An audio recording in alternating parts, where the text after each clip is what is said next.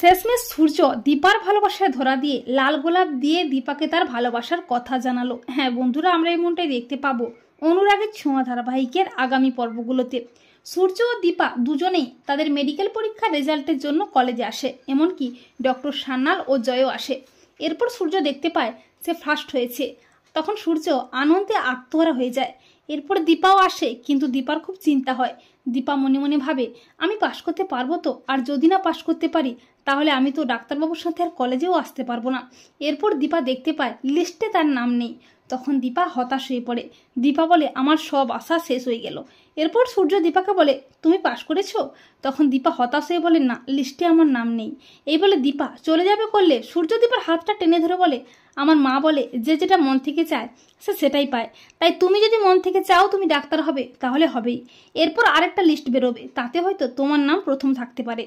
এরপর আবার একটা লিস্ট বেরোয়। তখন সূর্য দীপার নামটা দেখার জন্য অস্থির হয়ে ওঠে। সূর্য দীপার কাছে তার নাম জানতে চাইলে দীপা বলে, আমার নাম দীপা। দীপার নামটা শুনেই সূর্যের খুব চেনা মনে হয়।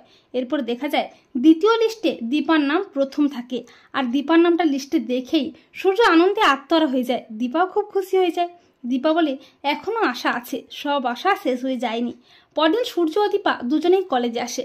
এইভাবে বেশ কয়েকদিন কলেজে আসতে থাকে সূর্য ও দীপা। দুজনের দেখাও হতে থাকে, কোনো না কোনোভাবে তারা কাছাকাছি আসতে থাকে। এমনকি সূর্য দীপাকে ভালোবেসে ফেলে। সূর্য জয়কে বলে, ভাই, ওই মেয়েটাকে দেখলে না আমার যেন মনে হয় আমি ওকে আগের থেকেই চিনি। এরপর হঠাৎ একদিন সূর্য দীপার ভালোবাসায় ধরা দিয়ে দীপাকে লাল গোলাপ দিয়ে তার মনের কথা জানায়। সূর্য বলে, দীপা, আমি তোমাকে ভালোবেসে ফেলেছি। আর সূর্যের মুখে ভালোবাসার কথা শুনে দীপার মনে পড়ে যায় সূর্যের সঙ্গে কাটানো সুন্দর মুহূর্তগুলো।